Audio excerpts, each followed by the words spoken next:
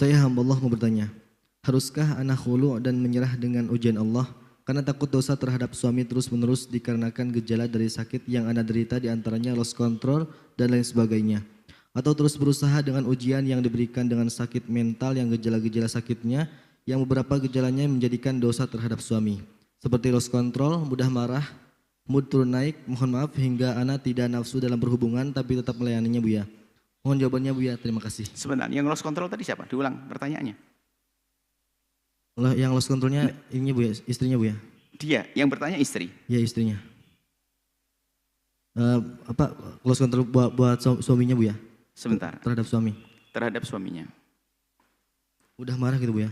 Yang istri yang marah-marah. Ya. Balik lagi ini permasalahan psikologi lagi ini. Waduh. Baik, jadi gini. Bagi Anda,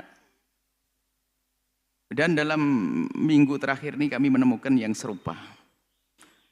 Kadang suami ada istri. Wong hidup dulu tuh indah mesra. Kenapa akhir-akhir ini sering muncul emosi yang kadang nggak jelas sebabnya. Ya itulah dia yang sudah mulai terluka itu mentalnya. Sakit mentalnya tadi. Nggak bisa ngontrol emosinya.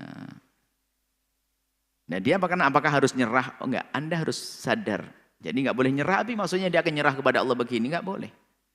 Maka kami sampaikan kepada siapapun yang diuji Allah dengan sakit mental, maka sesungguhnya itu adalah ladang pahala untuk Anda. Karena sakit mental sama dengan sakit fisik. Kalau orangnya sabar akan diberi oleh Allah pahala. Dan setelah sabar dia harus berusaha untuk sembuh. Kalau enggak berusaha untuk sembuh dianggap kayak bunuh diri. Orang sakit fisik, enggak mau berobat. Maka dia kayak bunuh diri, apalagi dikasih tahu kalau tidak berobat kau mati nanti, malah dia membiarkannya. Maka dia dosa, sakit fisik nggak mau berobat dosa. Sakit psikis pun juga sama, kalau tidak berobat adalah dosa. Maka kami himbau, Anda seperti itu, Anda seorang wanita yang bahaya itu suami Anda bisa ini. Sampai efeknya, melayani suami dengan terpaksa. Dia jangan menemukan kemesraan. Dan semuanya serba tidak indah. Dan kita menemukan dalam bulan terakhir ini banyak permasalahan yang serupa. Sehingga seorang istri tak tahu kenapa kok saya marah-marah kepada suami. Anak saya jadi korban juga. Oh, Anda sakit. Ibu yang solehah, Anda sakit. Pertama, sadari kalau Anda sakit. Kemudian setelah Anda sakit, Anda datang kepada ahlinya. Datang ke psikolog. Untuk dibimbing Anda untuk sampai. Yang jadi masalah adalah orang menganggap pergi psikolog itu harus gila. Dan pasti gila, enggak, dia sakit seperti semua kita punya potensi untuk sakit. Kalau orang punya penyakit, punya kulit, potensi kena koreng. Yang enggak korengan, yang enggak punya kulit, kan begitu. Kalau punya jantung, maka mungkin sakit jantung. Anda punya mental, mungkin sakit mental. Dan di saat sakit mentalnya, ya terberobat. Tidak serta-merta gila. Ya itu baru akan menjadi gila. Kapan itu? Kalau Anda enggak mau berobat. Enggak berobat. Dikatakan bunuh diri, dosa gede, neraka. Tapi tidak serta-merta loh, itu orang yang depresi nggak mau berobat, itu bisa betul neraka. Tapi kalau dia berobat berusaha, pahala. Makanya jangan dibiarkan itu penyakit. Anda harus berusaha jangan sampai menjadi putus asa lalu nggak mau hidup, membunuh dirinya. Jangan sampai maka berobat. Kalau bunuh dirinya itu bukan karena bunuh dirinya ini yang gede. Anda tidak berusaha untuk berobat, itu loh yang menjadi besar. Karena tidak mau berobat, tidak mau berusaha, malas di kamar saja, nggak mau keluar ngeliat orang ini. Anda bahaya, Anda berusaha berobat. Dan tolong, siapapun yang ada di kiri kanan orang yang punya penyakit kayak ini, tolong faham ya, kasihan mereka. Bukan untuk dihinakan mereka, tapi mereka sakit berat. Apalagi perbedaan antara sakit psikis dengan sakit fisik itu, kalau orang sakit fisik itu diajak berobat gampang karena dia nahan sakit, kelihatan koreng dan sebagainya. Tapi kalau sakit psikis itu malas diajak berobat, maka Anda himbau.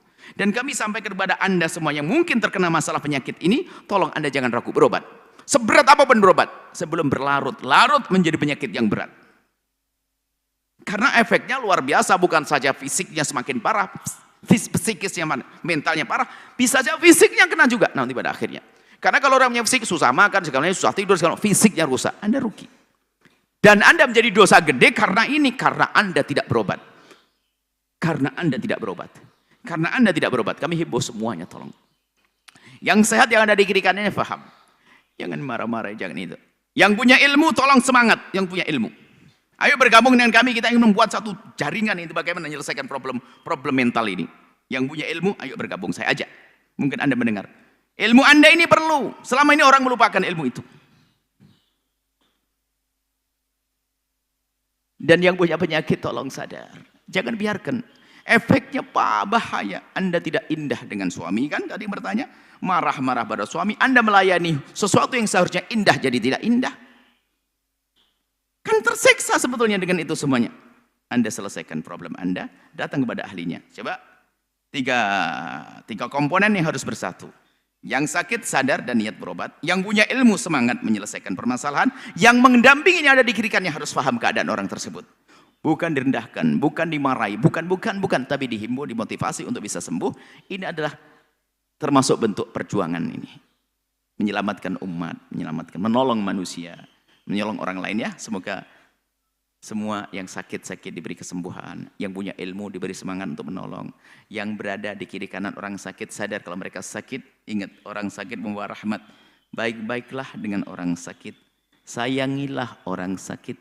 Perhatikan orang sakit. Allah akan berikan segala kebaikan untuk Anda. Allah alam bisawab. Setelah Anda menyaksikan video ini, jangan lupa bersalawat kepada baginda Nabi Muhammad sallallahu alaihi wa alihi wa sahbihi wasallam.